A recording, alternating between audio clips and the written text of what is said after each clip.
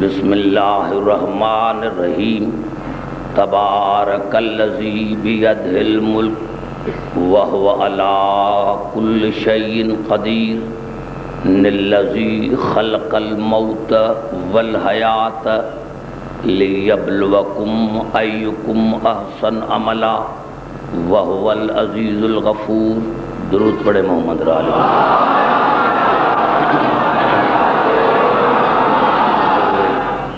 میں نے سورۃ الملک کی 2 آیتیں آپ کی خدمت میں تلاوت کی ہیں اور اسی پر میں آپ کو زحمت دینا چاہتا ہوں۔ ارشاد خداوندی ہے کہ تبارک الذی بیدہ الملک وہو علی کل شیء قدیر، بابرکت ہے وہ اللہ کی ذات جس کے قبضہ قدرت میں پوری کائنات ہے، اور وہ اللہ ہر شے پر قدیر ہے، جو شے ہے اس پر اللہ قادر ہے۔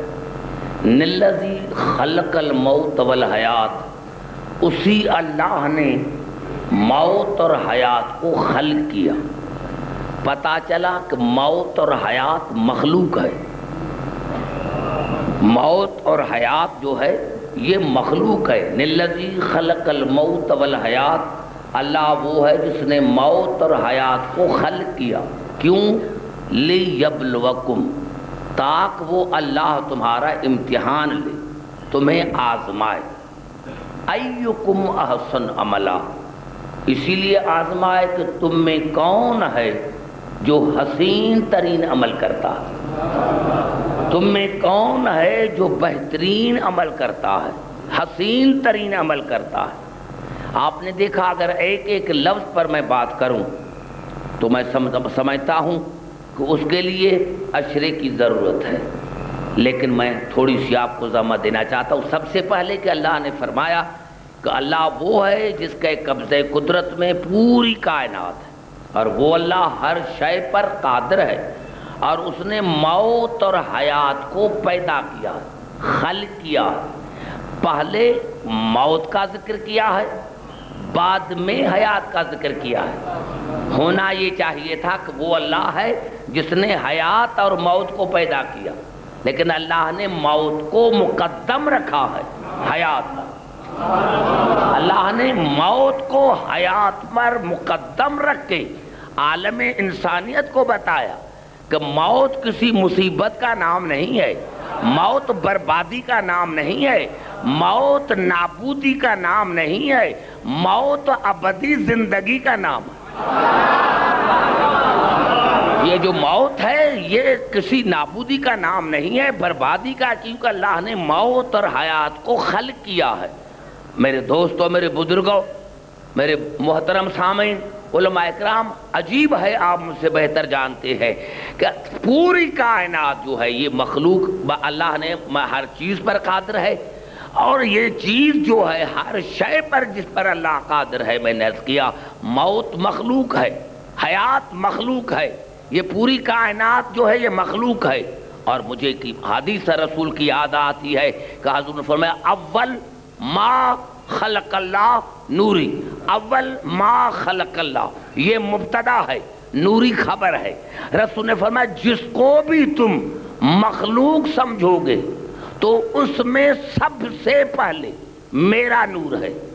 موت مخلوق ہے، حیات مخلوق ہے، آسمان مخلوق ہے، زمین مخلوق ہے، اور اللہ رسول نے فرمایا جس کو تم مخلوق سمجھو گے، جو مخلوق ہے اس سے پہلے میرا نور ہے۔ یہاں سے پتا چلا کہ موت مخلوق ہے، حیات مخلوق ہے، اور رسول موت سے پہلے ہے، رسول حیات سے پہلے ہے۔ اب مرے وہ جو موت کے بعد آیا، زندگی کی اسی کو ضرورت ہے جو موت کے بعد آئے۔ یہی سبب ہے میرے دوستوں، میرے بزرگوں، کہ ہم مرتے نہیں ہیں۔ کوئی مذہب کسی کے ایصال ثواب کی مجلس نہیں کرتا، کیونکہ ہم مرتے نہیں۔ ارے بھائی، مرے وہ جس کا امام مرے،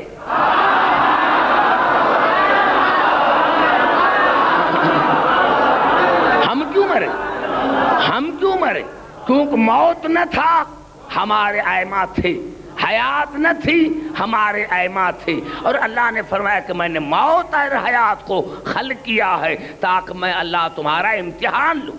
اب میں پھر آپ میرے پڑھے لکھے جو سامعین ہیں میں ان سے پوچھوں، امتحان وہ لیتا ہے جس کو نتیجے کا علم نہ ہو۔ دنیا تو کہتی ہے کہ ائمہ کو علم غیب نہیں ہے، رسول کو علم غیب نہیں ہے۔ میں آپ حضرات سے پوچھتا ہوں کہ اللہ کے لیے کیا خیال ہے؟ کہ اللہ فرماتا ہے میں نے موت اور حیات کو اسی لیے پیدا کیا ہے تاکہ میں اللہ تمہارا امتحان لوں۔ کیوں اللہ امتحان لیتا ہے؟ کیا اللہ کو پتا نہیں ہے کہ میں عبدالحکیم کو پیدا کروں گا تو کیا کرے گا؟ کہ بھئی اللہ کو نتیجے کا پتا نہیں ہے، پتا چلا اللہ کو پتا ہے۔ اللہ اپنے لیے ہمارا امتحان نہیں لیتا، اللہ انسان کا امتحان اسی لیے لیتا ہے تاکہ نتیجے کے بعد اس کے کردار کا پتا عوام کو ہو جائے۔ سمجھ میں آ گئی بات؟ پتا چلا کہ اللہ اسی لیے امتحان لیتا ہے تاکہ اس کا کردار، جس کا امتحان اللہ لیتا ہے، اس کا کردار عوام کے سامنے آ جائے۔ میں نے عرض کیا میرے دوستوں، میرے بزرگوں، موت بربادی کا نام نہیں ہے۔ موت ہے کیا؟ موت ہے کیا؟ کس چیز کا نام ہے؟ اب اللہ نے سورۃ سجدہ میں ارشاد فرمایا، قل یتوفاکم ملک الموت الذی وکل بکم ثم الی ربکم ترجعون۔ اللہ نے فرمایا میرے حبیب ان کو بتا دو کہ موت کیا ہے۔ اللہ نے فرمایا جب موت کا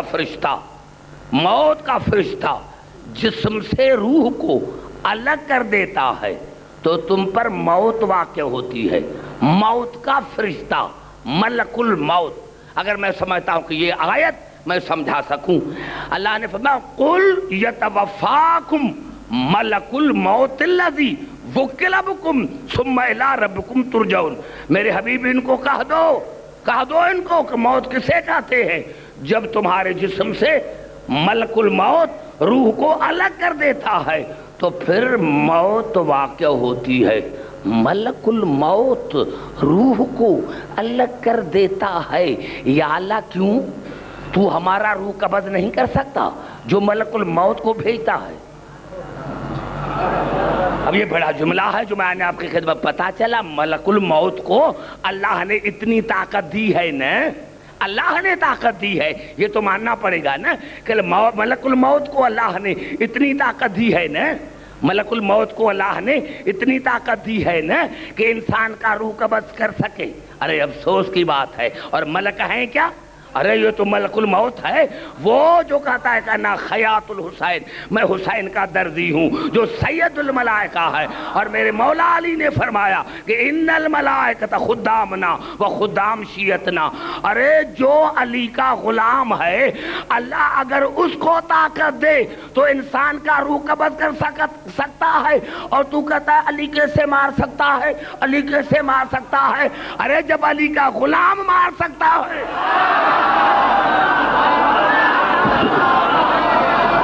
نعرہ حیدری۔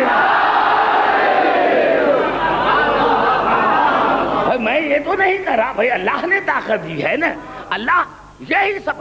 ہم جب سوچتے ہیں محدود ہو کر سوچتے ہیں، محدود ہمارا علم ہے، محدود ہے ہمارا علم، اسی لیے ہم لامحدود کو سمجھ نہیں سکتے۔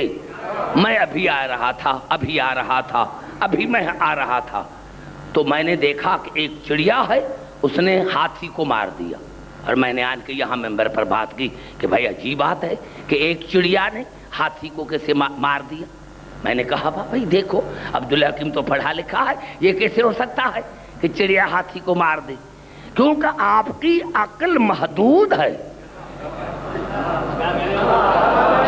آپ کی عقل لامحدود ہے، اسی لیے آپ سوچنے لگے یہ کیسے۔ ارے میں نے کہا کہ چڑیا نے ایک ہاتھی کو مار دیا تو آپ تعجب میں پڑ گئے، لیکن وہی اللہ اگر ایک ابابیل کو اتنی طاقت دے